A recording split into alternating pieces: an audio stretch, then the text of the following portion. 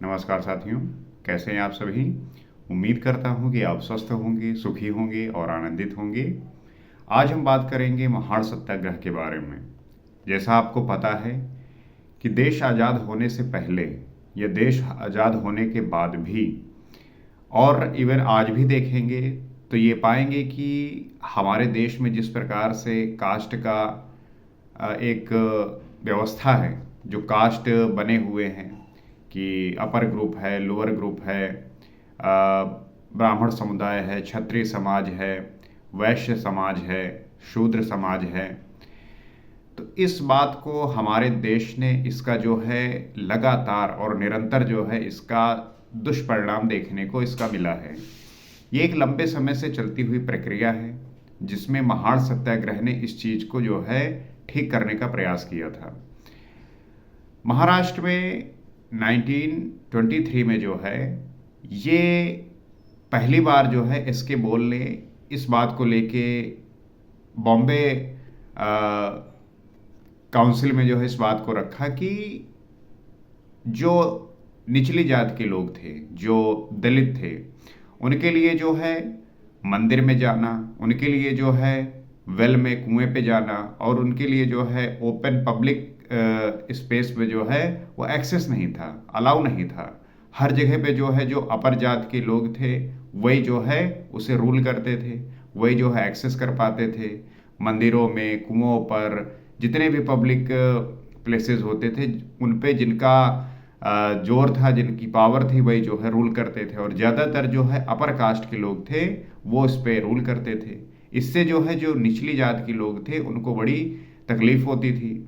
इस बात को जो है पहली बार एसके बोल ने लेके आए, बॉम्बे काउंसिल में इस बात को रखा गया। उसके बाद जो है इस पे बात हुई, इस बात को लेके जो है चर्चा हुई।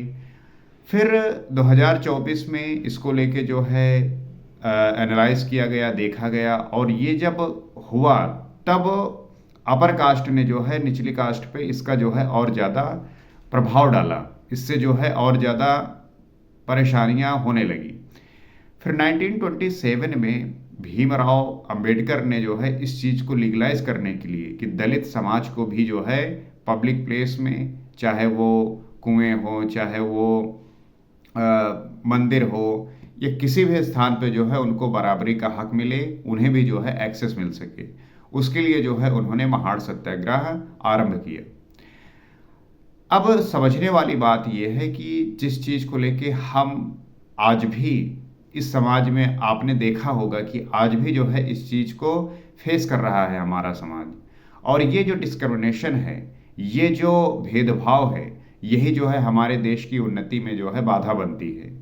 अगर हम इस चीज़ को ठीक नहीं किए तो ये जो है समय के साथ और भी जो है खराब होता जाएगा। हालांकि जब से जो है कानूनी प्रक्रियाएं शुरू हुई हैं, कानून आ गए हैं, लीगल एक्शन लिए जा रहे हैं, तब से जो है इसमें निरंतर सुधार हो रहा है और आने वाले समय में इसकी पूरी गुंजाइश है कि ये चीज़ें ठीक हो जाएंगी। लेकिन आज भी अगर आप चले जाइए, बहुत रूरल इंडिया में चले जाइए, वहाँ पे गाँवों में देखिए तो इस चीज़ का जो है प्रभाव अभी भी देखने को मिलता है। नगरीकरण होने की वजह से शहरीकरण में आप इस चीज़ को देखेंगे, शहर वगैरह में देखेंगे कि इसका प्रभाव बिल्कुल शून्य सा हो गया है। अब इसका प्रभाव ज़्यादा पड़ता नहीं, लेकिन अभी भी जो है ये चीज़ें देखने को मिलती है। तो उस महाड़ सत्याग्रह जो है 1927 में जिस प्रकार से भीमराव अंबेडकर ने इस चीज़ को लेके आवाज़ उठाई, उन्होंने जो है दलितों को वो समान अधिकार देने का जो है बीड़ा उठाया और उनके लिए जिस प्रकार से वो लड़े, वो जो है बहुत ही सराहनीय। और इसीलिए जो है हम भीमराव अंबेडकर की उनकी तारीफ करते हैं, उनके बारे में पढ़ते हैं और उनके बारे में हर जगह लोगों को बातें सिखाते हैं। क्योंकि कोई भी देश, कोई भी समाज तभी जो है उन्नति करेगा जब सारे लोग साथ में मिलकर जो है अपना कंट्रीब्यूशन देंगे। ऐसा थोड़ी है कि अपर कास्ट के लोग ही जो है मेहनत करेंगे, काम करेंगे, तभी जो है देश का विकास होगा। अगर ऐसा होगा तो बाकी के जो लोग हैं उनका कंट्रीब्यूशन कैसे होगा। किसी देश के विकास के लिए जो है 100 लोगों की आवश्यकता है और आप जो है उसके लिए सिर्फ 50 लोग, 20 लोग, 30 लोग मेहनत कर रहे हैं, तो कैसे जो है काम चलेगा। यहाँ पे सभी को एक साथ और एक तरीके से लेके चलना होगा, तभी हम किसी भी देश का और समाज का विकास कर सकते हैं। और जिस प्रकार से हमारे देश में ये चीज़ें होती आई हैं और ये कास्ट का जो सिस्टम बना, इससे जो है इतना नुकसान हुआ कि हमारा देश आज भी जो है डेवलप्ड कंट्री की अपेक्षा में काफ़ी पीछे रहा है। इसका जो है एक प्रमुख कारण ये भी है।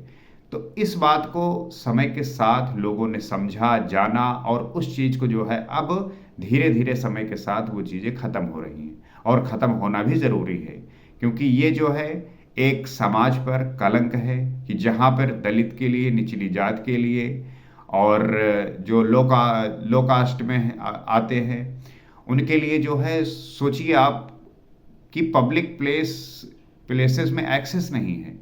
उन्हें मंदिरों में, कुओं पर, पानी पीने के टैंक वगैरह पे, वहाँ पे जो है उन्हें एक्सेस ही नहीं मिलता था। तो ये कितनी ही जो है निंदनीय बात है, कितनी जो है शर्म की बात है कि जो लोग ये कर रहे थे वो एक ऐसे ह्यूमन बीइंग को रिजेक्ट कर रहे थे जो वाकई में उन्हीं के जैसे हैं। सिर्फ एक कास्टिसिज्म में जन्म ले लेने पर किसी ऐसे कुल में या किसी ऐसे जात में, तो उनके खिलाफ इस प्रकार का भेदभाव, ये बड़ा ही जो है दुखदाई था और दयनीय था।